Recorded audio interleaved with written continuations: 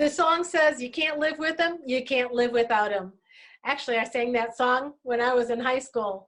If you knew the words to that song, you'd be questioning. But today, we want to find out, how can we find blessing in our parents, our husbands, our bosses, and our employees and other authorities, even if we can't stand them? We'll talk about it today on Live with Tricia Harmon. Welcome to Season 1, Keeping It Real on Live with Tricia, your innovative platform that's been recorded before a live online studio audience. As a seasoned mama of 7 grown children, a grandma, award-winning actor, director, author, and entrepreneur, Tricia Harmon inspires, challenges, and cracks herself up just by keeping it real. Get ready to engage with Tricia and her amazing guest host, Michelle Crumbach, for the next 30-ish minutes in innovative and authentic conversation for leaders desiring inspirational perspective, purpose, and laughter in between tears.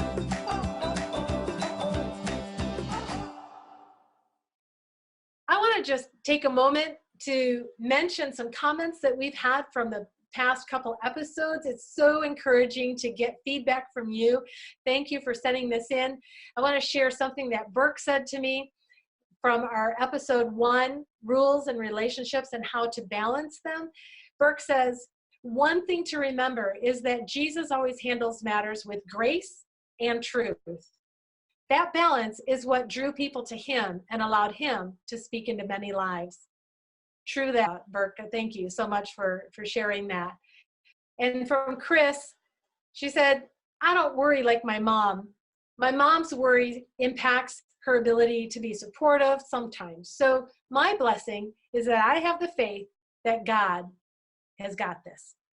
That's so true. Sometimes we can take on that trait that our mom, and that's exactly what we were talking about with the one episode that she's referring to is that I hope you have one just like you. And so it's such a blessing to know that we can actually learn from that and turn it into a valuable asset in our life, turn it into a great lesson learning opportunity. And then from Amber, bless her heart, she said, I've been told that I hope you have one just like you. It was because I was a brat as a teenager, but it would be a blessing to be like my mom. And isn't that amazing to know that the story isn't done yet. He's still working on us. He can transform us into amazing people. And Amber, you are an amazing woman. And I just so appreciate you sharing from that. And then Dawn Riley, she just wanted to make sure that everybody likes us on YouTube. So I put the link in here on YouTube. Please go subscribe to us and follow, because episodes will be loaded on a weekly basis beginning September 25th. That reminds me. Also, please share our post in your media platforms, your social platforms. And don't forget to include the hashtag Laugh in Between Tears. That's hashtag Laugh in Between Tears. That would be greatly appreciated too. So let's get into our topic. My mom and dad have been married for over 60 years. My in-laws, Scott's mom and dad, have been married 65 years just this last month. It just blows me away to think of spending that much time with someone day in and day out, and how you find longevity in your marriage. And if I had my co-host with me, Michelle, who's under the weather today, we'd be chatting back and forth about this. And I know that so many of you have stories of how your parents dealt with each other, the idiosyncrasies, the dorkiness, the seriousness, the funniness, the lightheartedness. So I just think it's an interesting conversation to have, and I would love to throw a chat question out to you, live audience, and those who are watching and listening through the podcast. I'd like you to comment in the link below, what did you see as the key thing that kept your parents getting along with each other? And who was easier to live with, your mom or your dad? Who do you think the easier spouse was that kind of kept everything gelled together? So shoot me a text. I love it. Who is the peacekeeper? Who said, I'm sorry first? That might be a telltale sign. But let's continue our conversation, because I'm asking what contributes to our parents' longevity in marriage. And maybe some of us have not had that. Maybe whether through death or divorce or separation or estrangement or military or illness, maybe there are some components that have kept you from seeing the dynamics of your parents. And so maybe as we further this conversation, you can glean what will make a great long marriage last. How can you live with them even if you can't stand them sometimes? We're not always friends. We're not always liking our mate. But how do you push through it? How do you get longevity? How do you honor, respect, and submit to each other? And we're going to talk about that today. You know, some of the things I think are contributing factors is that back in the day, like when my parents grew up, there was a closer extended family community and dynamic. I remember our family gathering together on a regular basis, whether it was to go to grandma and grandpa's house for Sunday dinner, it was to go to birthday parties and events. My mom and dad had their parents over often, just playing pinochle. I don't know how many people play pinochle anymore, but those were fun times where my mom and dad would have relatives and even their parents come over and play cards or games. So I think that closer extended family community makes a big difference. When we're isolated and insulated and separated from our family, it's really easy to go rogue. It's really easy to lose those connecting fibers, the communication, the support network, and honestly, even the relief of being able to have somebody watch your kiddos so that you can go out on a date and have a great time building your relationship with your own husband or wife. I think another component that adds to it is it was a simpler and purer lifestyle back then.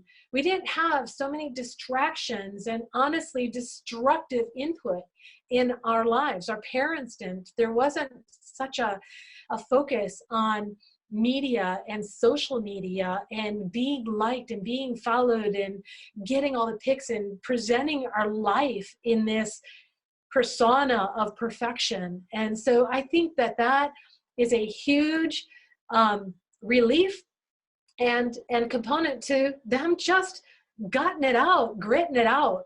Sometimes, you know, you just couldn't go and spill it all out on social media. Sometimes you just had to suck it up, buttercup, talk it out, battle it out, and then make up.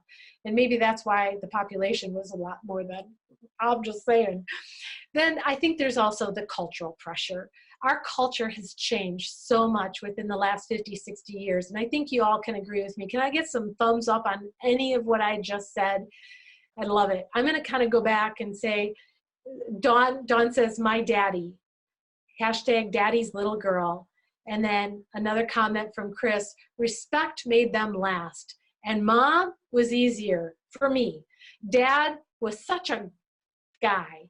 And I was a sensitive little heart once upon a time. That's so sweet. So thanks, Dawn. I appreciate that. Thank you, Chris. And you know what? It's interesting because I wasn't daddy's little girl. I wanted to be. I vied for attention. And sometimes I think that's why I was so naughty, and because I didn't feel like I was getting the attention I really wanted. And even today, I have sweet conversations with my dad, and I could tear up right now because now I see what I didn't see when I was younger, and I hear the stories and I just soak it all up and love listening to him share about his war days, his high school days. So I just give kudos to my mom and dad for hanging in there for over 60 some years. Most of it has been blissful. Some of it has been trying, but that's what proved their marriage. That's what made them last. And I can say the same thing about my in-laws. I know them well. I knew them as a young child and just can see how they so willingly and continuously, intentionally work at their marriage, no matter how long they've been married. 42% of marriages today are failing in divorce. Those who have been married second time, 60% of those. And 3 marriages or above are at 73%. That's scary. The average age of divorce is 30. And the number of years in between one marriage and the next, or one divorce and the next, maybe, is 3 years. Here's a staggering statistic: 100 divorces per hour. So that should wake us up, and it should also inspire us and encourage us to learn how to love better, respect better, and get from this episode all we can to make it work. Whether you're married, whether you're working with, we're not going to just talk about marriages, we're going to talk about employers, we're going to talk about community. So this isn't just a marriage topic, but it really does have a lot to do, and it crosses over into everything else. So let's take a look at this next topic. How can we honor our marriages? I'm going to take some cues from Greg Smalley from his book, How to Honor Your Marriage. And I put the link in there for you to be able to go to. And let's just start ripping some of these off, will we? Cherishing.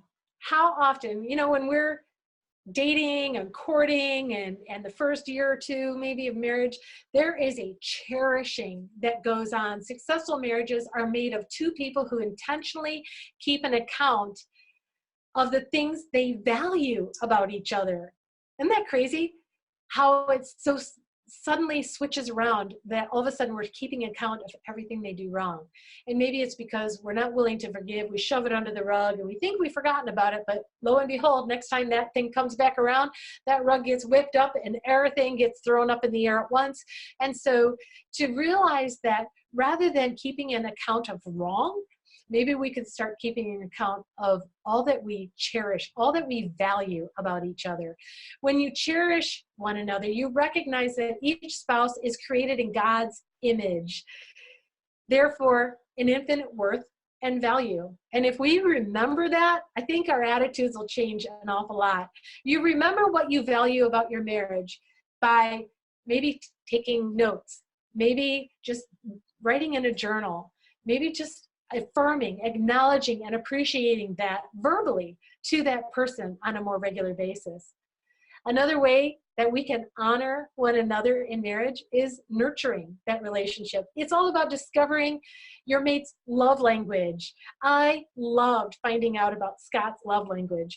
He is an acts of service kind of guy. In fact, he is doing sound technician right now because he loves serving. Actually, he loves me and he just is doing that. But that's his gift. And so if I want to know how much he loves me, I can look around and see how many acts of kindness, how many acts of service has he done. And for me, it's words of affirmation, it's quality time, it's touch. And I think some of those crossover with Scott, the touch and the quality time are right up there as well. So finding out your mate's love language, finding out your love language, not just how you show it, but how you receive it as well. I think right there is going to be a huge turnaround for most couples. Also, discover what your personality type is. That's a way of nurturing your relationship.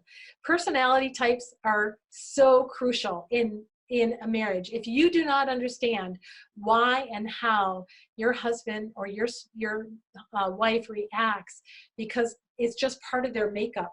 They could be phlegmatic and even keel and just kind of go with the flow, or they could be melancholy and they're very detail oriented, and most of them are the comedians in the family. They can be very observant and actually perfectionistic about themselves more than anything. They'll notice they're kind of critical in spirit, but that's a good quality as well as it can be taken out of balance.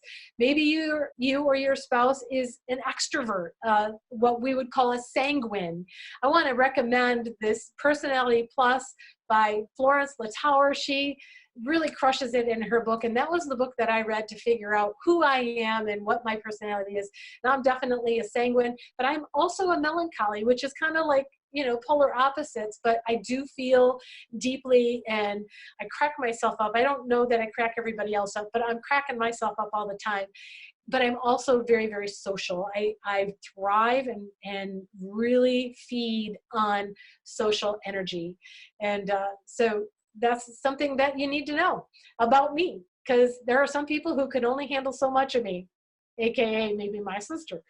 And then there are the cholerics. The cholerics are those leaders. They're the go-getters. They're the, you know them when they walk in the room because they're large and in charge, and they're organized, and they just have that ability to see things, know what needs to be done, and know how to get it done.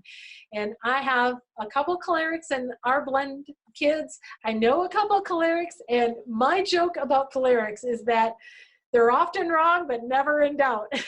So if you are a choleric, just know that you are the one that everybody gravitates to, because you have this natural propensity to lead and to direct and tell people what to do, because you know what needs to be done. So there's a little snippet about that. Then again, there's birth order tendencies. We're going to talk about that in an episode later on in the season. But understanding, you can nurture that relationship, you can nurture your marriage by understanding the birth order tendencies and realizing that the firstborn, the secondborn, the lastborn, the blended marriages, all those dynamics of birth order really have an impact on how you get along with each other. So Birth Order by Kevin Lehman is another great resource I suggest you look at. Here's another one, spiritual giftedness. If you don't know what kind of spiritual giftedness you have, and there is a whole list in 1 Corinthians talking about the spiritual giftedness that you have. Some people have the gift of teaching, the gift of administration, the gift of serving, not to be confused with the love language. This is something that you do unto the Lord, and it's something that the Holy Spirit gives you when you give your life to the Lord. When you are a Christian, there is something that supernaturally transitions into you. It's transferred into you, this ability that you really didn't have. And sometimes you can take it out of balance, but for me, it's exhortation. It's encouragement. So it kind of goes along with the social thing, but I love to encourage, equip, and strengthen people to be all that they are created to be. And so that's my spiritual giftedness. It could be other gifts as well, gifts of mercy. I'm kind of going off the cuff here, but there are like 7 core spiritual gifts that you might want to tap into. So learn what your spiritual gift is, do the birth order tendency, and then also you can nurture your relationship and your marriage by learning the listening and speaking language. We speak to people the way we hear, and we are either visuals, we are audio, we are kinesthetic, or we feel, that's kind of kinesthetic, but emotional. So when you hear somebody say, I could see what you mean by that, they're speaking to the visual person. If you are at a car salesman at a car store, car lot, right? Cameron, car lot. If you're buying a car and you've got this car salesman coming over to you and he starts telling you to get in the car and just feel the leather and look at that, and he's talking about these visuals and these textiles, and can you just imagine how your wife is going to feel when you get home with this in the driveway? She's going to be so proud of you. Or can you see your wife driving this down the road and how excited she's going to be?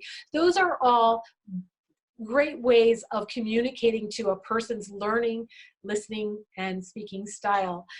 And then just understand that, you speak to that to serve them, not to manipulate, not to, kind of passive aggressively get what you want. You're doing this for the sake of nurturing your relationships. That's the whole thing here, guys. So these actions will involve shoring up your spouse's strengths and supplementing his or her weaknesses and encouraging each other on a daily basis. Another way that you honor that marriage is maintain a lifelong commitment. It's a full, earnest investment with your whole heart. It flows out of what you treasure most. You invest in whatever you esteem most. Where your treasure is, there will your heart be also, Scripture says. So when you have a lifelong commitment, that means divorce is not an option. Going to bed angry is not an option. Unresolved conflict, not an option. So use that as a guide. Don't go to bed angry, because you know what happens when you go to bed angry? Like, oh, I'll just go to bed, you know, I'll wake up and this will be fine. Sometimes you do just need a good night's sleep. But if you go to bed angry and you don't resolve this, you know what happens? In the middle of the night, all of those feelings are kind of manifested in dreams, and you kind of are stuffing it aside and putting it in the back of your mind, or it just starts taking up residence in your heart, and you might not think about it first thing in the morning, but I guarantee you that another time or two of conflict will be a trigger button, and all of a sudden you are like, again, that rug getting shaken up in the air and everything is flying. So make sure you have a lifelong commitment of resolved conflicts, of not being angry and letting the sun go down on your anger, of talking about divorce as a threat, or leaving, or I'm out of here, or taking your wedding ring off. I'll tell you what, one of the most damaging languages, communications you can give to your spouse is when you take your ring off and you fling it across the room. I know, because that's some of the foolishness that I can give you to glean from. So learn from me and know that doesn't work well. All that communicates is there's always an option. She's thinking that. And you might not mean it, but it just doesn't work well, guys. So take it from me. Let me continue on with this great list of ways that you can honor your marriage. Spending enjoyable time together. Being able to spend time together, thriving intentionally and making time for each other is a huge way of getting to know each other. It's crucial that you schedule regular days to get together, coffee dates. You know, one thing I so appreciate about Scott and I is that every morning between 9 and 10 o'clock in the morning, I get a phone call. And he connects with me. He's at work, I'm usually working or on the road, and we connect. And for that hour, we pray, we talk about things, we encourage each other. We may need to be working through a conflict or something that happened, and so we talk about it. It's just that connection point. And then later on in the evening, we have another great connection point. And usually somewhere around 2 o'clock, I'll get a text, a little flirt, a little I love you, something. So staying connected intentionally. And then road trips. Oh my word, I love taking road trips with Scott. We can crank up the radio. We can turn on an audiobook. We can talk about anything and everything. And it's just an awesome relationship builder. And then the last thing, being community and ministry minded. It's not all about us. If we just stay in our cute little bubble of honeymoon, it's going to grow stagnant. There's no life being breathed in, and there's no life being breathed out. So make sure that you become part of the community by giving. It's a vital connection with other like-minded couples, with other community members. It challenges, it provokes us onto love and to good works. It's like iron sharpening iron. We kind of rub off on each other, and we pick up little nuances and attitudes, whether we think, oh, I really love that about them, I respect that about them, that's a really good lesson, or note to self, you know, that didn't go well for them, and that's not something I want to bring into our marriage. So being in a community really nurtures and honors the relationship. So how about you guys? What are you realizing honors your marriage? Throw me some chats, throw me some comments on the links on the chat box below, and let me hear from you. So let's take a little break now, and I want to just mention again, I am so grateful for those who are our sponsors. We call them cheerful givers. You can become a cheerful giver at any level and get the great incentives and rewards that come along with it. Go to livewithtricia.com/partners. Check out what level works best for you and how often you want to give. Support this listener and viewers production, and we will be able to continue to create great content for you. I am so thankful for those who already have. I want to thank Noble Pearls Ministry, which is underwriting this episode today. Noble Pearls Ministry, where Christian creatives influence culture, representing leaders in media, ministry, and the public eye. For your production needs, contact noblepearlsmedia@gmail.com. Also, I just want to put a shout out, if you would like And this is obviously for our live studio audience, you get a free copy of this. But for those of you who are watching or listening to this now on podcast or webcast, Sand to Pearls, Navigating and Transforming the Sabotaging and Negative Dialogue Stuck Between Your Ears, comes out in the middle of September. And I would love to be able to get a copy in your hands. So ask for your copy at info@livewithtricia.com. We're back and we want to talk about another area of how to get along with spouses, parents, bosses, even if you can't stand them.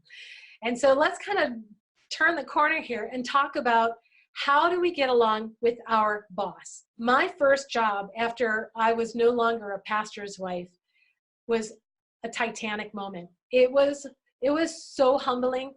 So I got this job in this quaint little town, and it was a decor kind of shop, beautiful, beautiful decor, home furnishing decor. And I was so thrilled to kind of just go into the retail industry. I thought I'd really love it. I thought it was all that in a bag of chips. And, you know, being from an affluent town like I was, it was really fun getting to know customers and clients and connecting. So here I am. I'm just a sales gal there.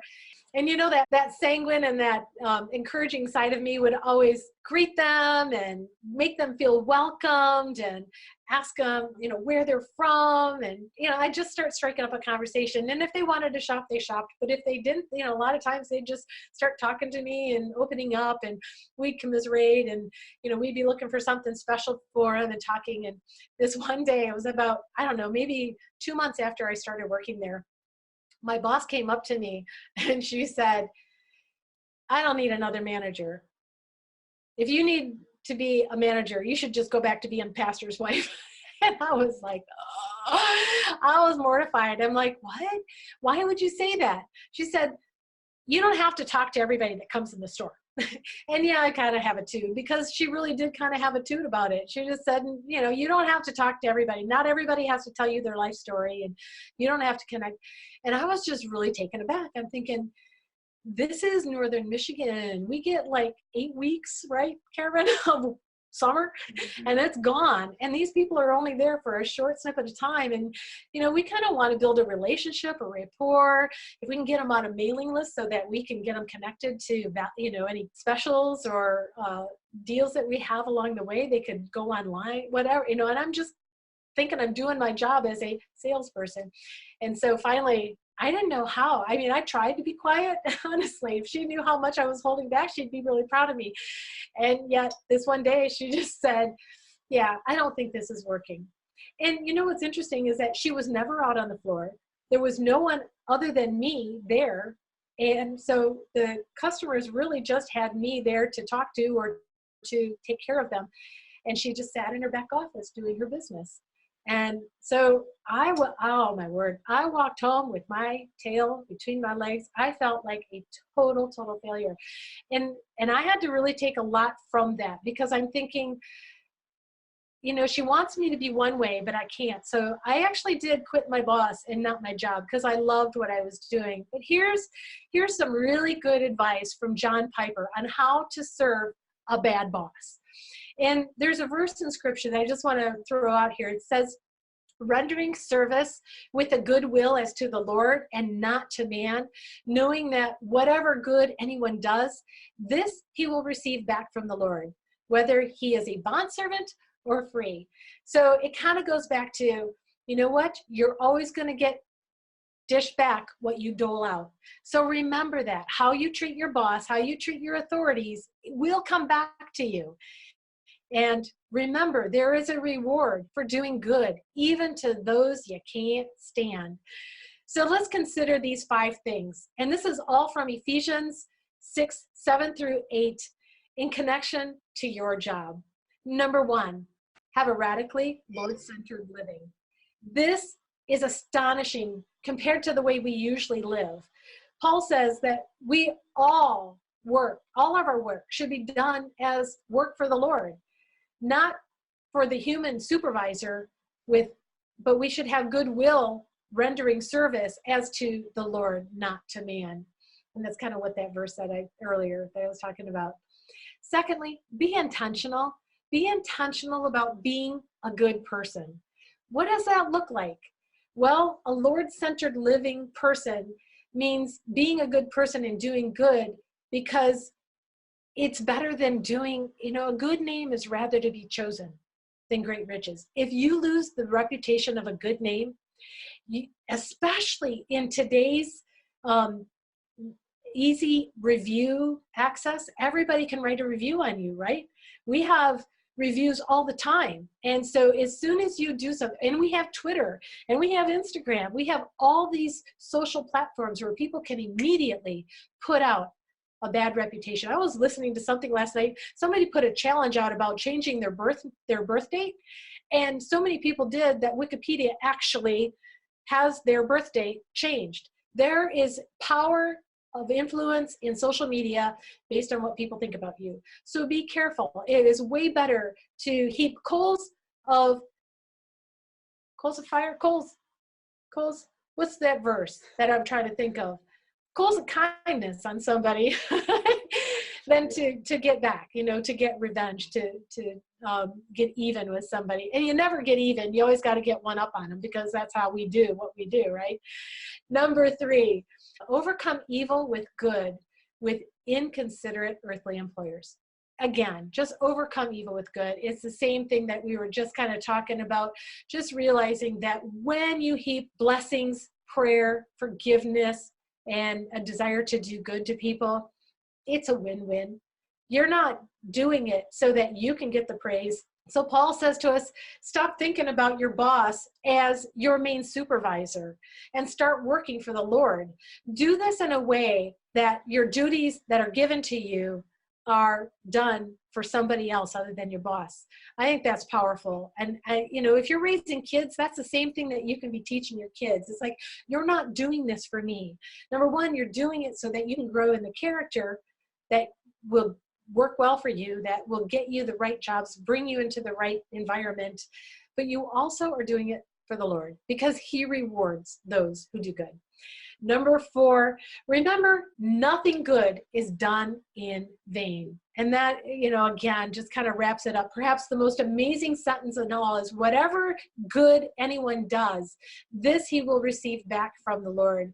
It's an amazing thought that, when we try to pay somebody back evil for evil, it'll come back to us. And when we give good for evil, it puts them as our debtor.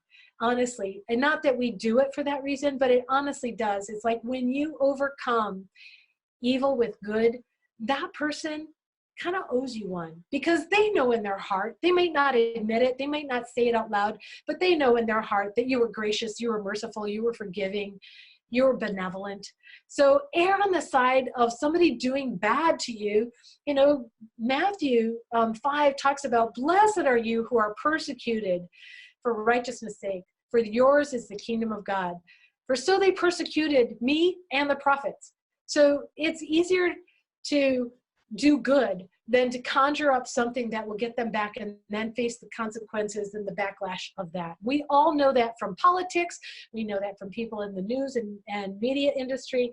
So we're going to wrap this up real quick. Number 5, remember that insignificant status on earth is no hindrance to the great reward in heaven. And again, you cannot outgive God.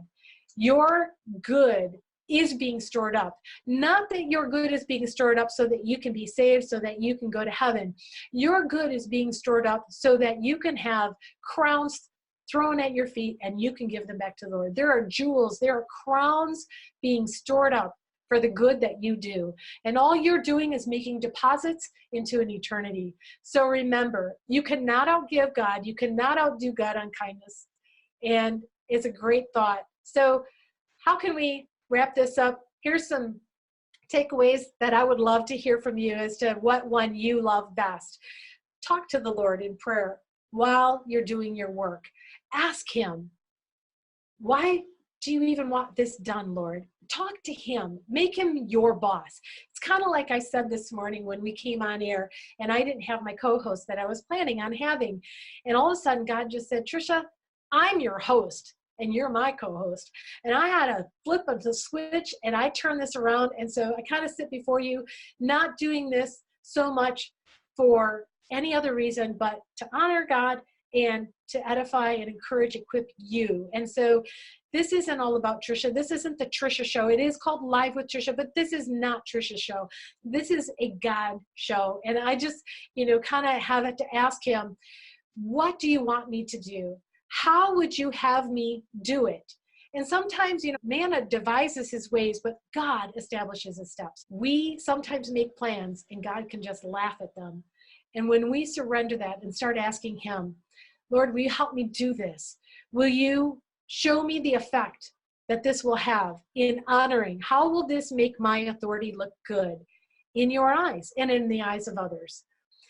Blessing, praying, doing good for your boss, even if you can't stand them, is going to reap amazing rewards, not to mention gives God an opportunity to enter in and do a transformation that only he can do.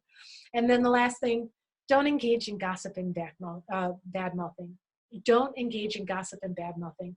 That harms you far more than it will harm your employer. I guarantee you, it will come back to you. Somebody will say something, and your name, your reputation, your trust will be compromised and perhaps diminished and destroyed. So be gracious, be merciful, be forgiving, do good, and bless and pray and forgive. There you have it. This is how we can honor our authorities, even if we can't stand them. At the end of the show, I'm going to throw in some extra guidelines adapted from another book on how you can do this in your marriage. So it's all bonus from here, everybody. But show me what you can do as far as taking any of this and applying it to your own life. I'm kind of looking through the thoughts here. And yeah, that's so sweet. Thanks, Chris, because, that boss didn't like being outshined. And, I had to learn that that was her personality. I didn't read Personality Plus or Love Language or any of those books. So I really brought nothing to the table other than to be a little burr in her saddle. So anyway, thanks, guys, for showing up. Thank you for supporting this ministry. If you're having trouble respecting and honoring your boss, I'd love to hear from you. Let's talk about it some more offline, and I'd be happy to share with you some more resources that have helped me along the way. So I'm Tricia Harmon, and this is Live with Tricia, a production of Noble Pearls Media. Thank you for listening to episode 3 of season 1. Make sure you're getting notifications so that you don't miss next week's episode called Don't Feed Her, Send Her Back. I Don't Want Her. How to be a sibling by fate and friends by choice. Join us back here on Live with Tricia, where together we learn how to laugh in between tears. Because after all, laughter is the best medicine. Wasn't that a great episode of Live with Tricia? Be sure now to follow, share, and please leave a comment on our social media platforms using the handle Live with Tricia. You can make more seasons and episodes possible. Become a cheerful giver. Choose your level of giving and experience the joy at livewithtricia.com/partners. Let us know how this is encouraging, equipping, and strengthening you in your daily walk. Have a suggestion? Drop us a line. info@livewithtricia.com. Join us next week for another amazing episode of Live with Tricia, where together we learn to laugh in between tears. Because after all, laughter truly is the best medicine. So go ahead, over-medicate yourself with it today. I'm Misty. Thank you for joining us.